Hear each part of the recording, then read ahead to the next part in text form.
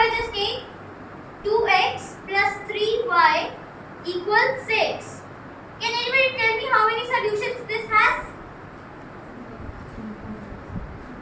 Infinite? Anybody? Infinite. Okay. So can I just write down a few of the solutions? 0, 2, 3, 0 and many more. So this will run to infinity. Because if we just draw this graph, it would be 3 over here and 2 over here. So the graph would look like this. So all of these points that are lying on top of here are the solutions. And how many points are there? Infinite. So infinitely many solutions. Now we get to a pair. So now if we take a pair,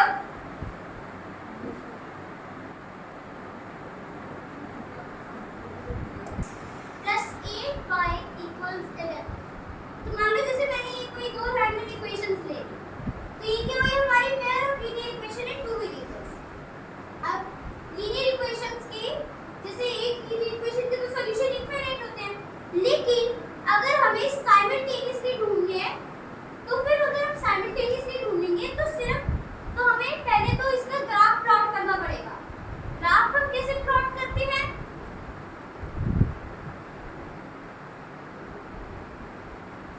जैसे हमने 9th class में सीखा होगा कि graph को कैसे plot करेंगे, वैसे हम ग्राफ को प्लॉट करेंगे। तो मान लो जैसे अभी फॉर एग्जांपल इन दोनों की ऐसे लाइन जा रही है, तो ये वाला जो इंटरसेक्टिंग पॉइंट है,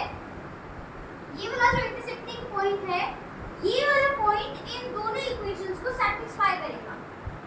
अब जब दो इक्वेशंस हैं तो हो सकता है साइमल्टेनियसली सॉल्यूशन ना भी हो, वो कैसे आएगा? तो ग्राफ पे डिफरेंट टाइप्स भी होती हैं। एक पहले तो मैं ग्राफ ड्रॉ कर देता हूँ, बता दिया 3 ग्राफ को बना देता हूँ। एक तो हो सकता है कि दोनों लाइंस बीच में से कट कर रही हैं, तो जैसे ये एक इंटरसेक्टिंग पॉइंट हो गया। एक हो सकता है कि दोनों लाइंस जो है वो पैरेलल हैं। और कोई तीसरा केस बता सकते हैं क्या होगा? Coincidence, coinciding. वो कैसे होगा कि दोनों लाइंस एक दूसरे पे ओवरलैप कर गई। हर एक केस की अपनी कोई एक प्रॉपर्टी होती है। पहले तो इस वाले केस की एक प्रॉपर्टी क्या है? इसका जो सॉल्यूशन है वो यूनिक है, यूनिक सॉल्यूशन। सिर्फ एक ही सॉल्यूशन है जो इन इक्वेशंस को सैटिस्फाई करेगा। इसकी क्या है? No solution. इसकी infinite solution, infinite solution.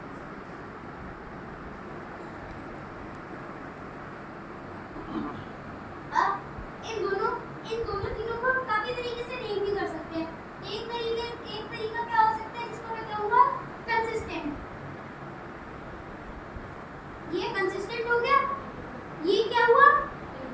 Inconsistent.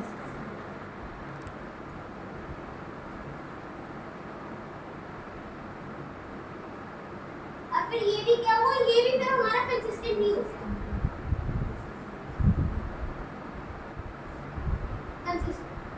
अब हमें मान लो जैसे हमने एक क्वेश्चन दे दिया, दो रैंडम इक्वेशंस दे दिए और हमें फाइंड आउट करना है कि इसके कैसे टाइप के सॉल्यूशन हो।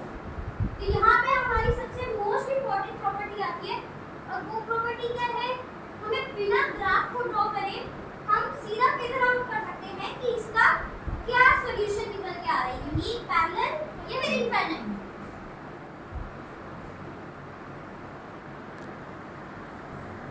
प्लस b1y इक्वल्स c1 और फिर a2x plus b2y equals c2।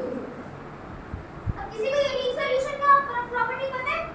कोई भी यहाँ पे आपके एक बारी बता सकते हैं? कौन कोई बताएगा? बताओ यूनिक की क्या प्रॉपर्टी होती है?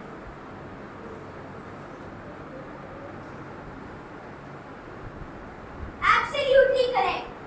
यूनिक की क्या प्रॉपर्टी होती है कि हमारी जो दो वेरिएबल्स हैं, मतलब हमारी जो दो इक्वेशंस हैं, उनका a1/a2 और b1/b2 अगर नॉट इक्वल आ गए तो फिर ये यूनिक का सॉल्यूशन, तो ये यूनिक का case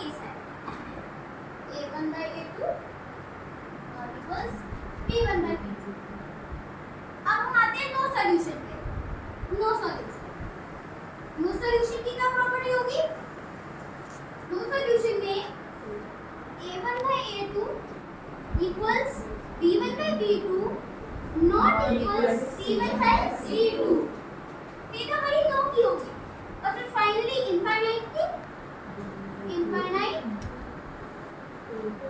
Repeat after me. A1 by A2 plus equals B1 by B2 equals C1